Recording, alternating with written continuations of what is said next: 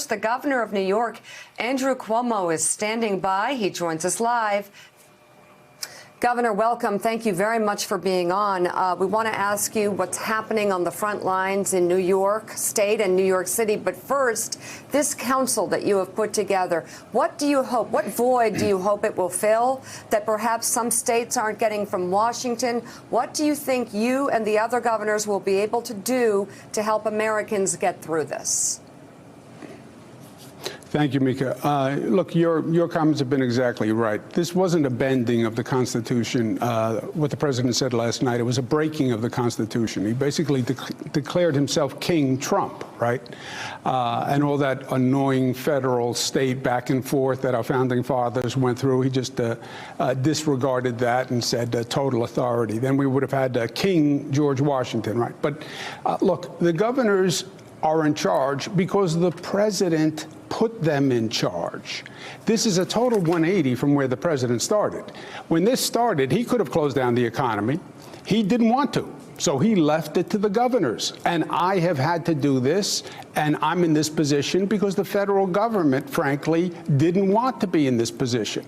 So now the states are doing it. Now you get to the next phase, which is going to be the reopening. I understand the president wants to do it quickly. I understand the political environment. I get it. But I also know that if we do this wrong, you will see the number of infections increase dramatically. What you're seeing in that infection rate is a direct consequence of our actions. And we reopen too fast, you will see those numbers go up, and we'll go right back to square one. Governor Cuomo, Willie Geist, good to see you this morning. As you say, the president has politics to think about. He wants to open the economy, to use his terms. You have the reality of data. You have the reality of what's happening in your state. There could come a scenario, though, where the president gets up in that podium one of these days and says, I am declaring the economy back open. He'll be talking to you and other governors. What will you say back to him in that scenario? Yeah, Willie, the only way this situation gets worse is if the president creates a constitutional crisis. If he says to me, I declare it open, and that is a public health risk, or it's reckless with the welfare of the people of my state, I will oppose it. And then we will have a constitutional crisis like you haven't seen in decades, where states tell the federal government, we're not going to follow your order. It would be terrible for this country. It would be terrible for this president. So I just hope he gets control of what he was saying last night and he doesn't go down that road. Again, Willie, what he was saying last night was the exact opposite of what he has done to date. I would have welcomed more federal assistance from the federal government. I believe in the federal government. You remember I was the HUD secretary. I worked with FEMA. I never saw FEMA take the position that this president said, we're not a shipping clerk for the states. Yes, you are. You're FEMA. Your job is to handle a federal emergency. You declared a federal emergency, and then you stepped back and said, OK, I declare a federal emergency. The states are in charge. I've never seen that before, but that's what they did. This is now an absurd 180 the other way, where he says, I know I put the governors in charge. I know I didn't step in, but now I have total authority. And by the way, he's not answering any of the substantive points. How do we do this reopening? Where are the funds? You didn't provide any funds to the state governments. Where's the testing? I can't do this testing. No state has the capacity to do the testing we need to do. That's a real substantive challenge. Let the federal government handle that. And even yesterday, the president trying to have it both ways, saying my authority is total, but it's the state's fault that they didn't have ventilators, that they don't have personal protective equipment for their hospitals. You said yesterday at your briefing, Governor, quote, the worst is over. That's been the screaming headline on the back of the New York Post and picked up a lot of places. But there's an important second clause, actually, to what you said. The worst is over if we continue to be smart. So what did you mean by that message? I know the hospitalizations are down, and that's great news. But continuing to be smart means what from where you sit? No, you're exactly right, Willie. The caveat swallows the premise. The worst is over. if we continue to do what we're doing. The important thing to remember here is why were all the projections wrong? The president's projection, Peter Navarro's projection, CDC's projection, White House Coronavirus Task Force projection, and then the Gates model, Columbia model, Cornell model. They were all wrong because, and it's good news, because we changed the trajectory of the virus. And we've proven something. When I say the worst is over, we've proven that the virus is not unstoppable, right? There was a fear when we started that maybe you can't stop this beast. Maybe it'll come in under the doors. We proved you can stop the beast.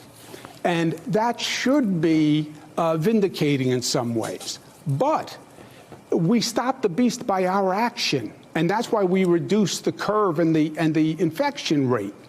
It's all subject to what we do. If we go out there today and we start to see more people on the street, that infection rate will go up, I guarantee you, in 3 days. It's a direct consequence of our actions. It's about what we do and also what leaders tell us to do. The president was asked a lot in his briefing yesterday about what he did in February, because he was so emphatic that in January nobody had died yet. In February 10th, he says by April, when it gets a little warmer, it miraculously goes away. And then on February 23rd, we have it very much under control in this country. February 24th, it's under control. February 27th, one day it'll be like a miracle. It will disappear. It was 2 hours long. Did you have a chance, Governor, to see the president's briefing? Would there be value for a governor to watch that? No, a governor should not watch that. There's no value in it. It is infuriating and offensive and frankly ignorant of the facts. You know, the president stood up and said, forget the Constitution of the United States. Forget the concept of federalism. To hear a Republican stand up there, by the way, and argue big government and total authority of the federal government is somewhat amusing. You know, if it wasn't so serious, it would be funny, all of this. It could be a comedy skit. But it is, and it's frightening. It's frightening. This is the last place we should be. This crazy politics, this absurd positioning when we're talking about life and death. And we really have the toughest governmental problem we've ever faced right in front of us, and we have to deal with this absurdity. So I know you have to go, but just can you characterize how things are going on the front lines in New York City? Look, the numbers have flattened. I take some peace in that because nobody knew that we could actually do this. We could have taken all these initiatives and made all these steps, and you could have still seen that virus number go up, and that would have been a really frightening place. So the flattening is good. That we didn't overwhelm the hospital system is good. The number of deaths is still painfully high, but hopefully the deaths will follow the flattening of the hospitalization curve. And then the reopening has to be planned and be smart and controlled. And don't let the expectations get ahead of the reality, because then people will react to the expectations. And we don't want to have a reversal of our progress. But look, it is looking better. We did flatten the curve. We can control our future. And in a society that desperately needs control and some feeling that this is going to be okay, I think we have reason to believe that. All right, Governor Andrew Cuomo, thank you so much for being with us, and thank you for your leadership in this extraordinary crisis. We greatly appreciate it. Thank you, Joe. Thanks for checking out MSNBC on YouTube, and make sure you subscribe to stay up to date on the day's biggest stories. And you can click on any of the videos around us to watch more from Morning Joe and MSNBC. Thanks so much for watching.